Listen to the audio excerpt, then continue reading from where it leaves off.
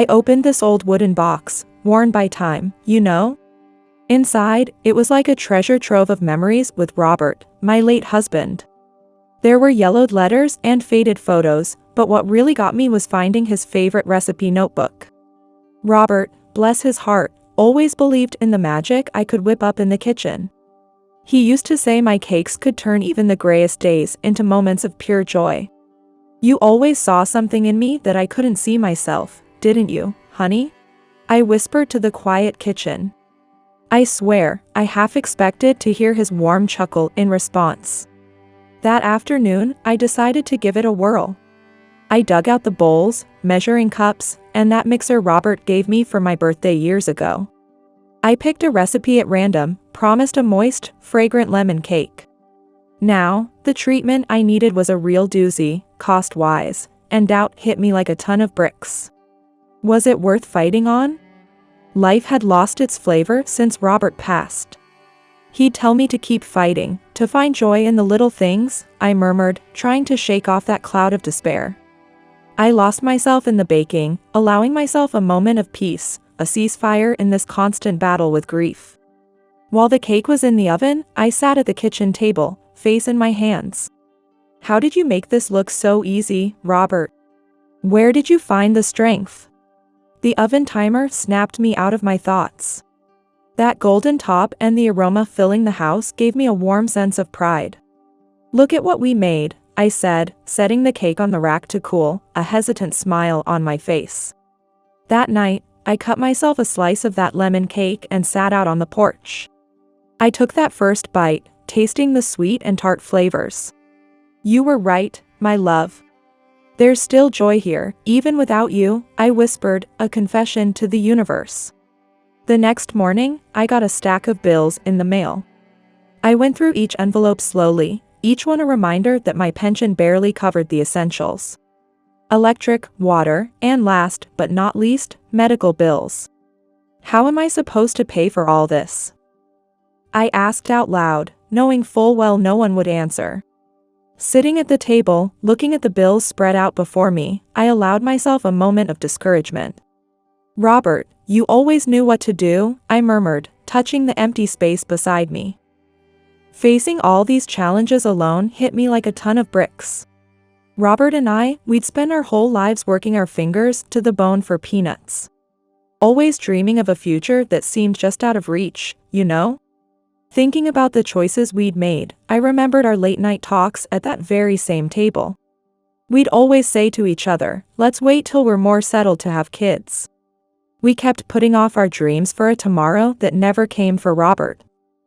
Now, with him gone, I was staring my loneliness right in the face. A house full of memories, but empty of laughter and the voices of children we never had. I got up and walked to the window. Maybe I could sell cakes, I said out loud, and I felt a little spark of hope. But then the doubt started creeping in again. What if it's not enough? What if I can't keep up? I knew selling cakes might help, but I also knew starting a business was no cakewalk. Back at the table, I picked up Robert's recipe notebook again. You believed in me so much, I said, flipping through those yellowed pages. Maybe it's time I started believing in myself too. As I thought about the possibilities, I felt determination starting to edge out the worry. Finally, I pulled myself together, tucked the bills away in a drawer, and started boiling water for tea, like I was putting my worries on the back burner. I'll make this work for both of us, I thought. The kettle's whistle echoed through the kitchen. I spent the next few days throwing myself into preparations. My kitchen looked like a culinary laboratory, I tell you. If this is going to work, I need to start off on the right foot, I muttered to myself, jotting down a detailed shopping list. You always said quality was the secret, I smiled, imagining what he'd say about my new adventure. At the store, I carefully selected each lemon like I was choosing a small treasure. Matthew asked me, "Good morning, Linda. The usual today?" He'd noticed I was paying special attention to the fruit. I explained to him that I was looking for the best today because I was going to start selling cakes. My voice was a mix of nerves and excitement, let me tell you. Matthew, bless his heart, gave me an encouraging smile and said he'd give me his best produce. Back home, I found myself talking out loud as I worked, a habit I'd picked up in those long days after Robert passed. Now, let's add a bit of lemon zest for that special flavor, I said, focusing on my work. Robert, I sure hope this works out, I muttered. As the aroma of freshly baked cake started filling the kitchen, I felt a lightness in my heart. It was oddly comforting, you know? Watching the lemon icing slowly soak into the still warm cake, I allowed myself a moment of pride. Robert would have loved this, I whispered to the air, imagining him there, smiling. That afternoon, I had a doctor's appointment. Seeing Dr. Carl was routine, but important. I carefully chose my clothes, putting on my favorite blue blouse. It was a small gift to myself, a reminder that I still had reasons to care about my appearance.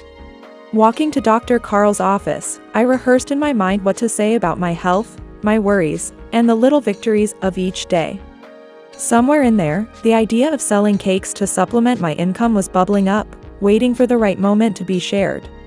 In Dr. Carl's office, I found a haven of empathy and understanding. He started by saying how admirable my efforts were, carefully analyzing my test results. He emphasized the importance of focusing on both physical health and mental well-being, and asked how I'd been feeling lately. Dr. Carl sighed lightly before continuing, giving me a careful look, noticing the subtle worry in my eyes. He explained that my latest tests showed some complications, meaning we'd need to adjust my medication. This would mean a slight increase in costs, he said, his voice calm but concerned. He asked if I thought I could manage the new costs, offering help or guidance on support programs if I needed it. I felt a pang in my chest. The news of increased medical costs caught me off guard, bringing my financial worries to the surface. I hadn't thought about that, I admitted, lowering my eyes. My pension's already stretched thin, just managing current expenses. My voice trembled slightly, revealing my vulnerability.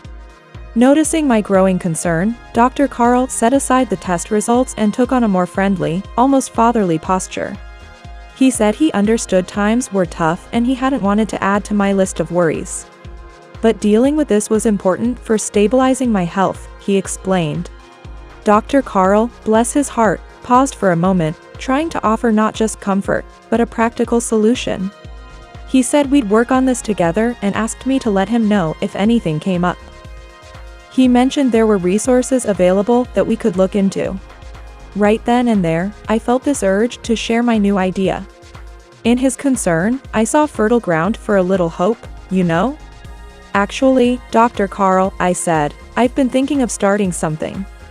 Just a small thing to help with expenses. I could feel a glimmer of determination in my eyes. I'm thinking of selling cakes. I don't know if it'll work out, but it's something I love, and maybe it could help. Dr. Carl's face lit up like a Christmas tree. He leaned forward, all supportive-like, saying it was a wonderful idea. He thought it was just perfect that I'd be doing something I love while helping with expenses. He even asked me to bring a slice next time I came in, saying he wanted to be a customer. I left Dr. Carl's office feeling like I was on an emotional roller coaster. The worry about extra treatment costs was weighing heavy on my mind, but the excitement of breathing life into this new venture was balancing it out. This might really work out, I told myself. Walking down the sidewalk, I felt a smile tugging at my lips. Under that bright afternoon sky, the idea of starting to sell cakes, this passion I'd always shared with Robert, it felt like a beacon of hope in my life. I was so lost in thought, I barely noticed the uneven sidewalk in front of me. Before I knew it, I tripped and lost my balance, heading straight for the ground. It happened so fast, but the sharp pain in my wrist and the shock of the fall left me dazed for a moment. Oh, for heaven's sake, I muttered, feeling every bit of my age as I tried to right myself. Just then, a car screeched to a halt in front of me, and out stepped a familiar figure. Linda, are you all right? The voice was full of concern. Looking up, I recognized the person rushing towards me. It was Susan, a lifelong friend I hadn't been in touch with for years. Susan, is that you? "Oh, I think I've taken a tumble," I replied, still trying to process the sudden and reassuring presence of my old friend. Susan carefully helped me to my feet, her eyes scanning me with worry. She insisted on taking me to the hospital, saying I might be hurt worse than I thought. I tried to protest, I didn't want to be a bother. But Susan's gentle yet firm manner left no room for argument. During the ride to the hospital with Susan, it was like old times, but with a twist of fate. As we drove, we filled the car with chatter about life, changes, and the winding roads that led us to this unexpected reunion. I found myself sharing about my recent doctor's visit, the challenges with my treatment, and my excitement about selling cakes. It was a way to distract myself from the throbbing pain in my wrist, if I'm being honest. Susan, bless her heart, listened with genuine interest and offered words of encouragement. She reminded me how Robert and I always had a knack for baking. When we got to the hospital, Susan was a whirlwind of efficiency, helping me check in and then ushering me to the ER waiting room. While we waited, she explained the situation to the medical team, emphasizing my unexpected tumble and the subsequent wrist pain. When Dr. Carl was informed about my return, I could see the surprise and concern written all over his face. He came into our waiting room with a warm greeting, but I could hear the worry in his voice. "Linda, what happened?" he asked, gently examining my wrist, feeling for swelling and tenderness. I explained about my fall on the way home, my voice a bit shaky. "I don't know what I would have done without Susan," I admitted. Susan just smiled and said she was just in the right place at the right time, like a true friend. After a thorough evaluation, Dr. Carl confirmed I needed a cast. He explained I had a severe sprain, maybe even a small fracture, and ordered x-rays to be sure. The whole time, he was patient and careful, guiding me through the process. I was taken for the x-rays, with Susan by my side every step of the way. When Dr. Carl came back with the results, I could see in his face the news I'd been dreading but wasn't quite ready to hear. "Linda, I'm afraid the x-rays confirm a fracture in your wrist," he began, his voice full of empathy. Susan squeezed my hand tighter, a silent gesture of support. Dr. Carl continued, explaining the next steps would require patience and care on my part.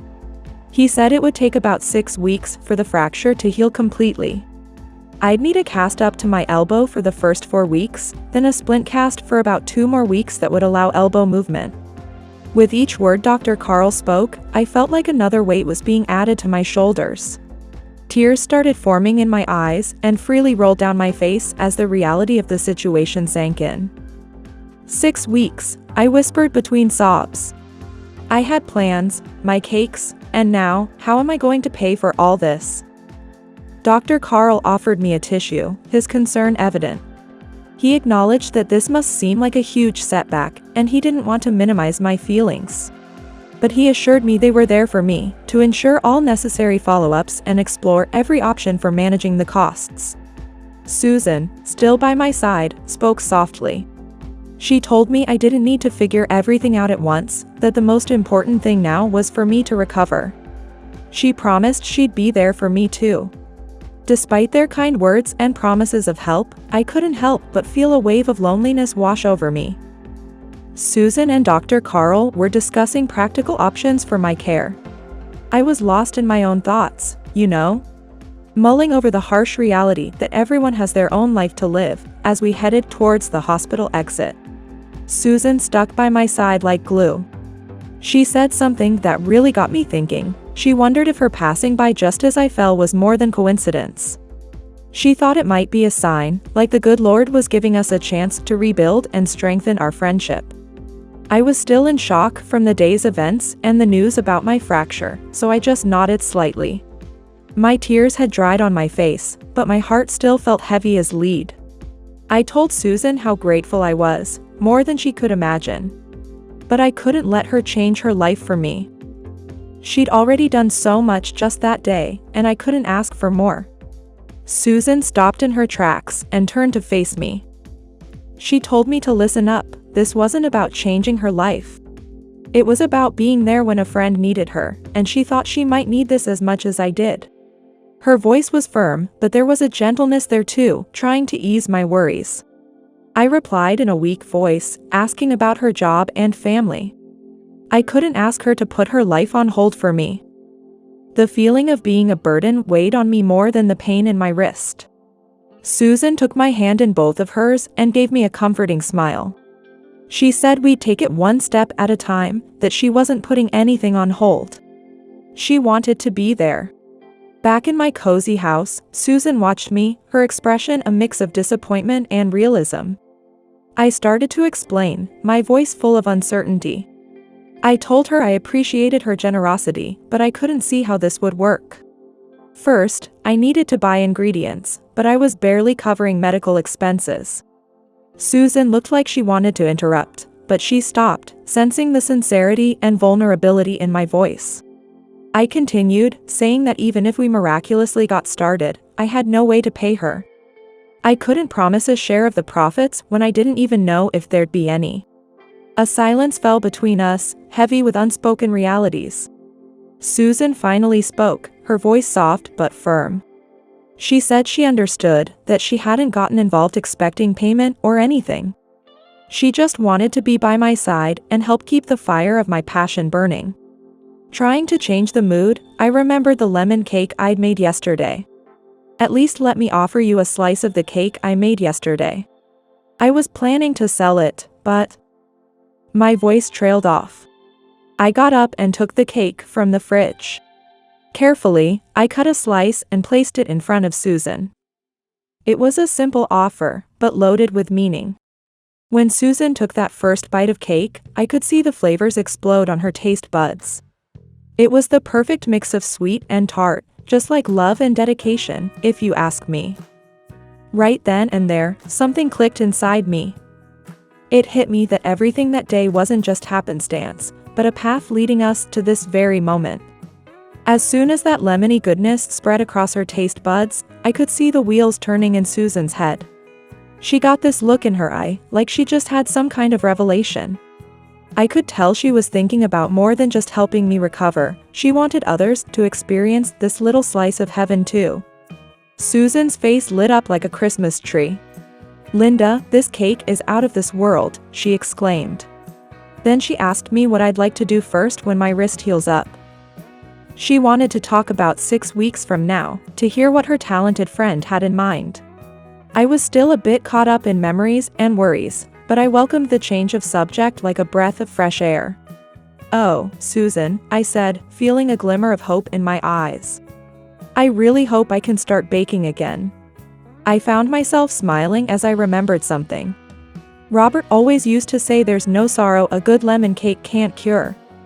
I remember feeling a deep sense of relief and gratitude when I later found out that Susan had discreetly activated the recording function on her phone while smiling at that moment. As I was explaining the ingredients to Susan, I felt a warmth spreading through me. It was like the old days, sharing recipes with a friend, and for a moment, I forgot about my troubles. "Well," I said, "we definitely need flour, sugar, and eggs. And since I want to start with just one type of cake, we'd need a whole bunch of lemons." I could feel myself getting excited about the recipe, like I was passing on a cherished secret. "Oh, and don't forget the butter. It's the soul of a good cake, you know." Then I remembered something Robert used to say, and I couldn't help but add, and of course, love. You can't make a good cake without love. I was surprised by her thoroughness when I later found out that Susan had continued recording and had carefully captured each detail I mentioned. You know, when Susan asked me about packaging, I felt a little spark of excitement. It was like she was inviting me to dream a little, even with everything going on. I closed my eyes for a moment, letting myself get lost in the possibilities. "You know, Susan," I said with a mix of contentment and resignation in my voice, "it might just be a dream right now, but talking about it, it feels good." I let out a little sigh, feeling both hopeful and a bit silly for getting carried away. She looked at me with those kind eyes of hers and said something that really stuck with me. She told me that our conversation had been a joy for her too, and that 6 weeks would fly by before I knew it. She said my dreams were closer than I thought.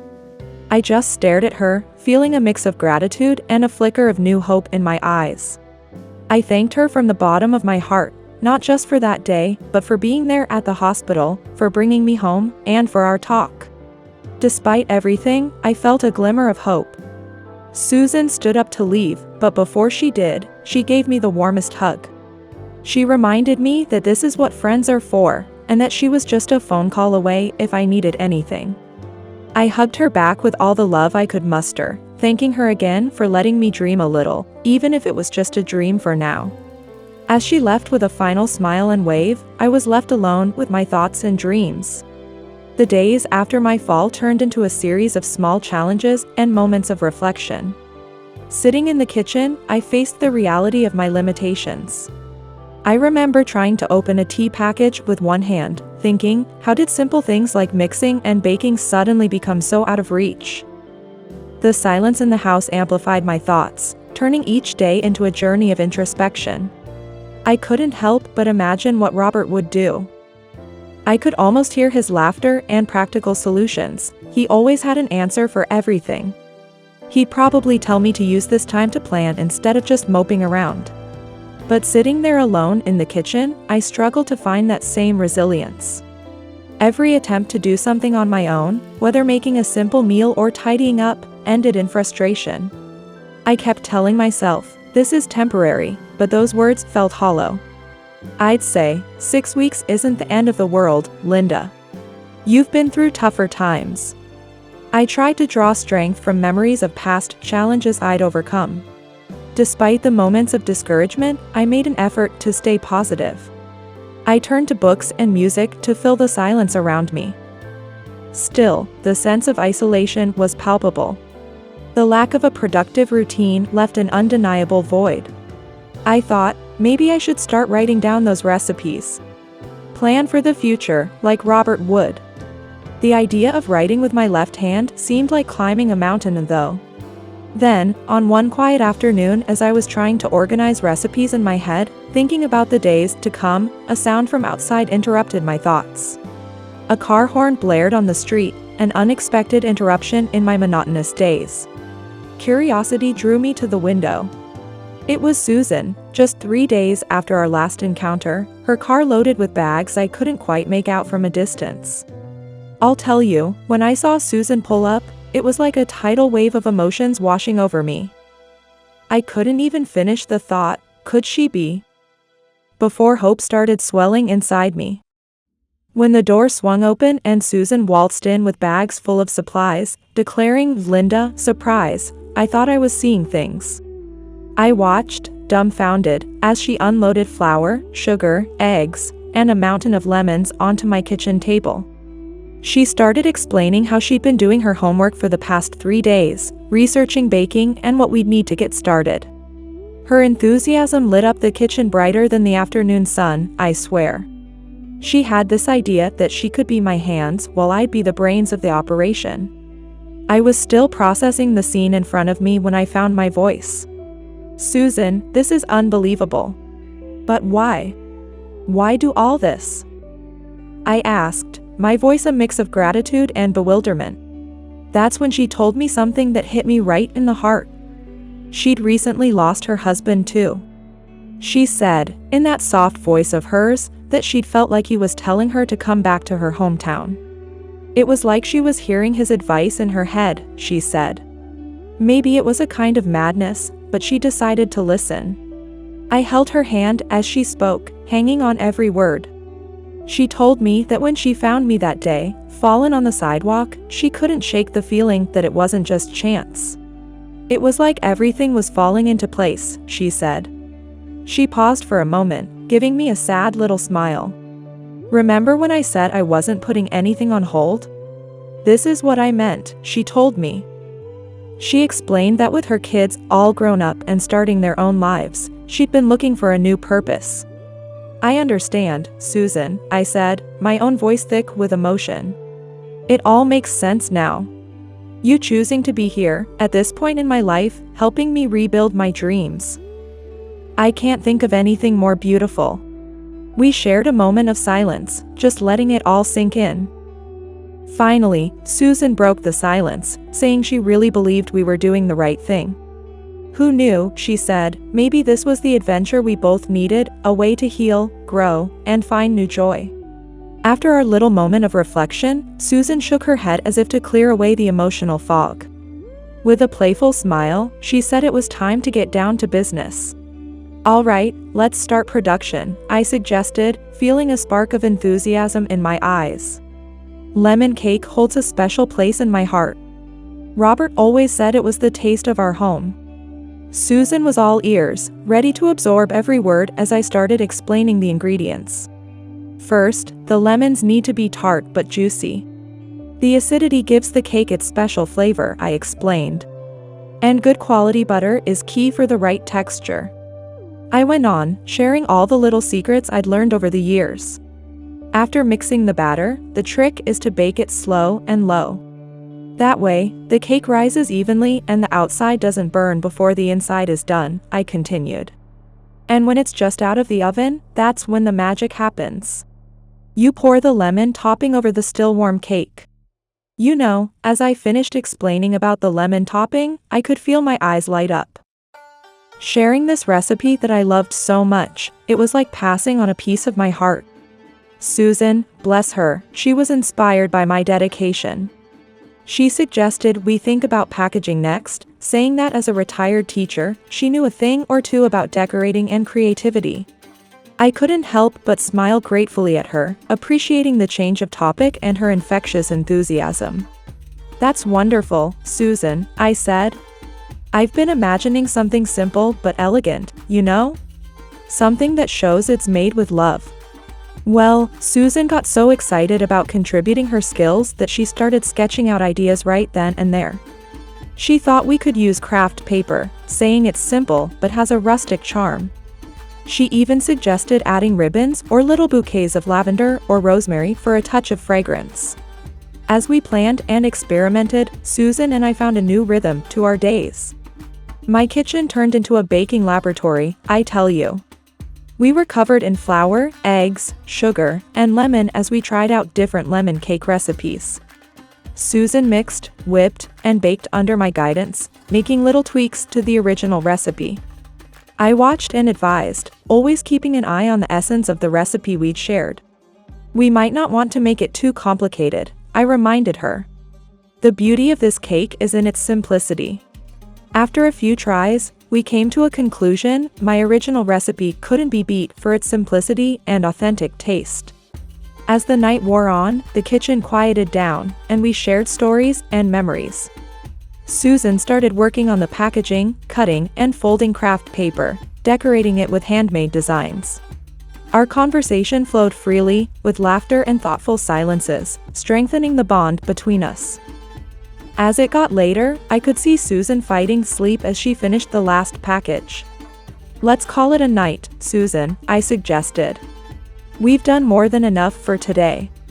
But Susan, determined to finish what she'd started, just smiled and kept going. Finally, exhaustion won out and she fell asleep right there at the kitchen table, surrounded by our lemon cake packages. Seeing Susan's effort and fatigue, I made up the guest bed, wanting her to be comfortable after our long day. When Susan was finally freshened up and ready to face a new day, we looked at each other with a mix of determination and nervousness. It felt like we were about to embark on a grand adventure, and who knows? Maybe we were. We were about to start our real production, and let me tell you, my stomach was doing somersaults. We decided to make a manageable batch of lemon cakes, just to test the waters without biting off more than we could chew. I watched Susan move around my kitchen with a grace that wasn't there before. It was like she'd found her rhythm, following my instructions, but adding her own little flourishes here and there. It reminded me of when Robert and I would dance in this very kitchen, each of us knowing our steps, but still managing to surprise each other. As the cakes came out of the oven, filling the house with that heavenly lemon scent, I felt a surge of pride. We carefully packaged each one, treating them like the little treasures they were. When Susan loaded them into her car, I felt a mix of excitement and nervousness that made me feel like a teenager again. Susan told me that she started a journey around the neighborhood with a car neatly packed with freshly baked lemon cakes. Each stop was more than just a sales opportunity. it was a chance for her to share the story behind these sweet creations. She wasn't just selling cakes, she was inviting her neighbors to be part of her dream. While Susan was out on her adventure, I stayed behind at home, doing my best to clean and tidy up the kitchen with one hand. Let me tell you, it was slow going and sometimes downright frustrating, but it kept me busy.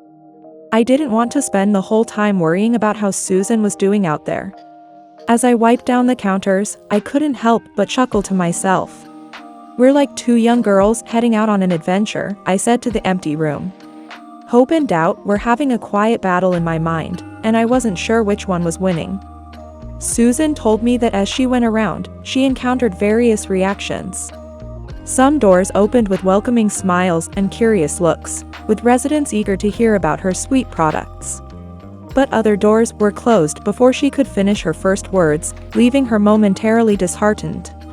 Even so, Susan said she continued to move forward, undeterred by occasional rejections. Each small sale and every word of encouragement brought her joy and strengthened her resolve. These positive interactions felt like small victories to her, proving that despite the challenges, our small business had a place in the world. I'll tell you, when Susan burst through my door with that ear-to-ear grin, I thought she'd won the lottery or something. Linda, you won't believe it. We sold every last cake, she exclaimed, practically dancing around my kitchen. I was so surprised and excited, I just hugged her tight. This is amazing, Susan. We really did it, didn't we? I said, feeling like I was floating on cloud nine. We spent that evening making plans to increase production, dreaming big about where this could go. But as the days went by, reality started to set in, and boy, was it a doozy.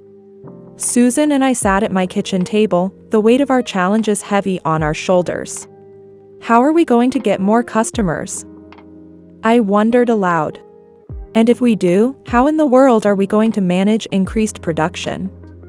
Susan nodded, adding that there was more to consider: ingredient costs, production time. It was also complex for just the two of us. She reminded me about marketing too, her voice tinged with frustration. How were we going to get the word out? Social media, word of mouth, it all takes time and money. I sighed, feeling the constraints closing in. And with my wrist, I can barely help with production, I admitted. Even if we somehow increase demand, how do we keep up without losing quality? I'd hate for our cakes to lose that special homemade touch. Susan agreed, then brought up the legal issues we needed to understand better. As we sat there, mulling over our challenges, I couldn't help but think we might need to rethink our approach. I made an appointment with Dr. Carl, feeling like we needed some guidance. Sitting in that waiting room with Susan, I felt like we were carrying the weight of the world on our shoulders. It was such a contrast to our last visit, full of hope and plans. When we got into the exam room, Dr. Carl greeted us with a warm smile, but he quickly noticed the change in our demeanor. He asked how we were doing and how my wrist was, starting the examination. I took the opportunity to pour out my heart. Dr. Carl, things aren't going as well as we hoped, I started hesitantly. We tried selling the cakes, but sales aren't picking up. We might have to close up shop and stop production. Susan tried to keep an optimistic tone, bless her heart, but I could hear the disappointment in her voice as she added that we'd really given it our all. We tried some strategies, but finding our place in the market was proving tough. And with my physical limitations, it was an even bigger challenge. Dr. Carl listened intently, and when we finished, he said something that stuck with me. I'm so sorry to hear that, but I want you to remember that great opportunities sometimes present themselves when you least expect them. As Dr. Carl's words resonated with Susan, a bold idea began to take shape in her mind. While Linda continued her conversation with the doctor, Susan fell into deep thought. As they were about to leave, Susan excused herself, claiming she needed to use the restroom. However, she had a different motive in mind. Once Linda was waiting outside, Susan quickly returned to Dr. Carl's office. She began, carefully ensuring her voice wouldn't reach Linda's ears. "Dr. Carl, before I go, I wanted to share an idea with you and get your opinion." Dr. Carl, intrigued, encouraged her to continue. Susan's eyes sparkled with hope as she explained her idea to sell Linda's cakes to hospital staff and visitors. She acknowledged it wasn't a long-term solution but thought it might help gain some visibility and perhaps lead to additional sales. Dr. Carl was impressed by Susan's initiative and nodded approvingly. He agreed it was a wonderful idea, believing many would enjoy homemade treats during their breaks and saw it as a great way to support a local business. Relieved by the doctor's support, Susan thanked him, deciding to keep this plan a secret from Linda for now. She didn't want to raise hopes until she was sure it would work. Susan promised to handle all the arrangements and bring some cakes to gauge the response. With a new sense of hope, Susan left Dr. Carl's office, careful to maintain a neutral expression when she rejoined Linda. You know, when we got back to my house after that doctor's visit, the mood was pretty gloomy. I could feel the disappointment hanging in the air, thick as molasses. I later heard that, at that time, Susan was filled with energy from a secret plan and was eager to share it with me, but she held back on the details.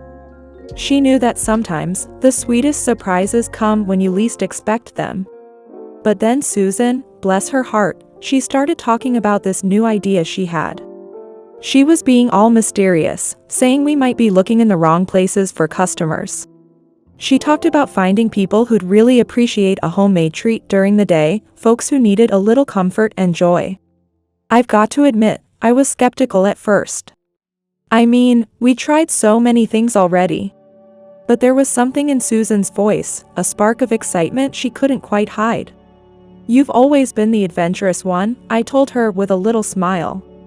I decided to trust her, but I couldn't help asking how we'd make it happen and how we'd know if these new customers would even be interested. Susan just told me to leave it to her, her voice brimming with confidence. She said she'd handle all the arrangements, starting with just a few cakes. I was still worried, but I couldn't help getting a little infected by her determination. All right, Susan, I said, let's try your idea. But don't do anything too crazy, okay? A few days later, Susan's plan was put into action, and let me tell you, the results were beyond anything we could have imagined.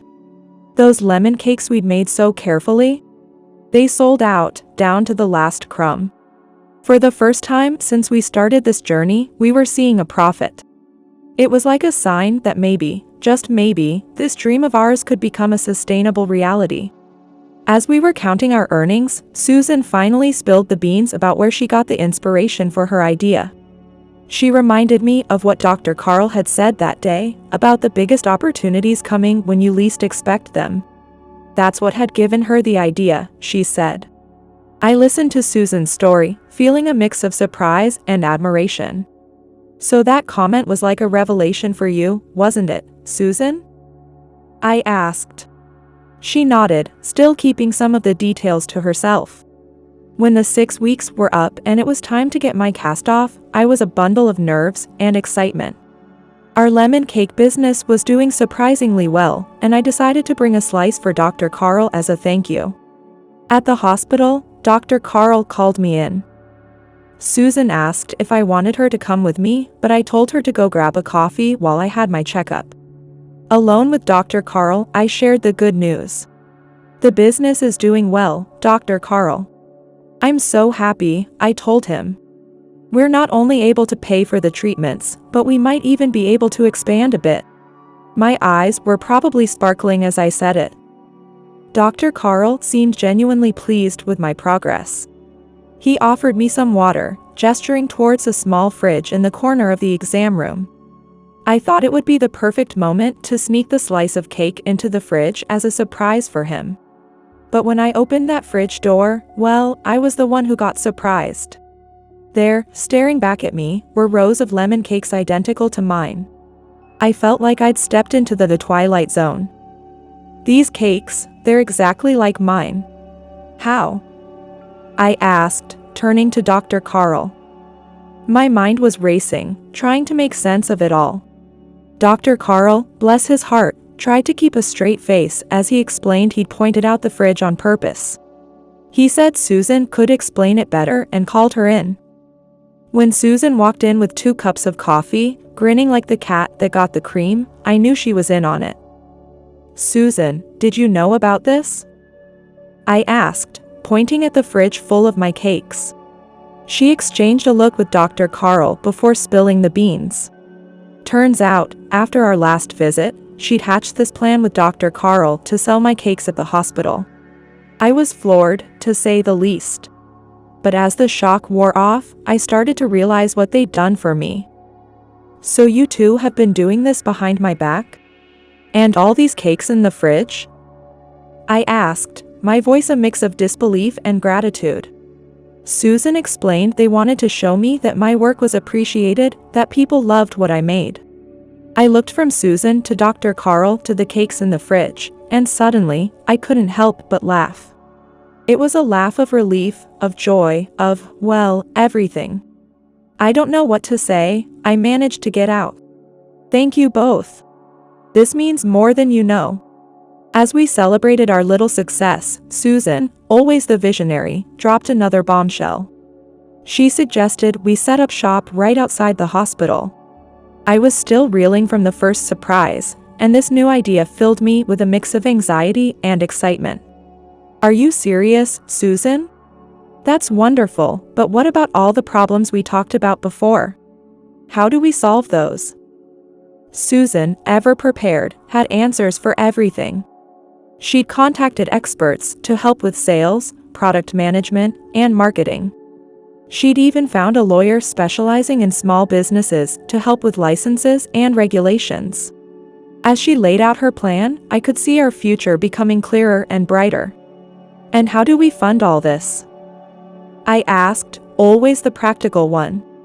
Susan had that figured out too, with our profits and a small loan.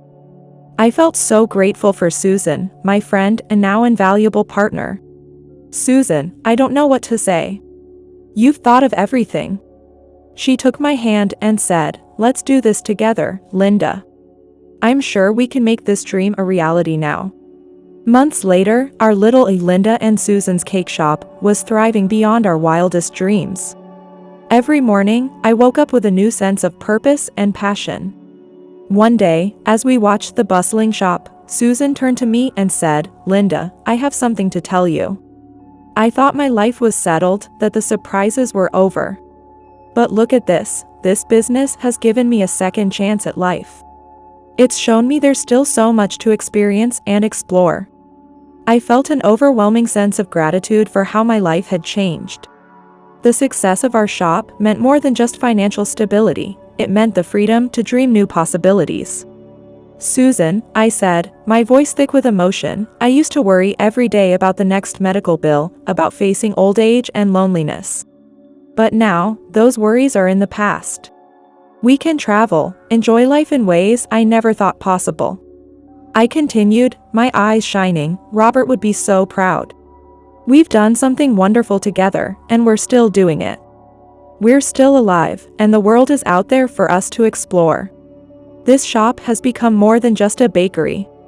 It's a symbol of resilience, friendship, and the power to reinvent ourselves at any age.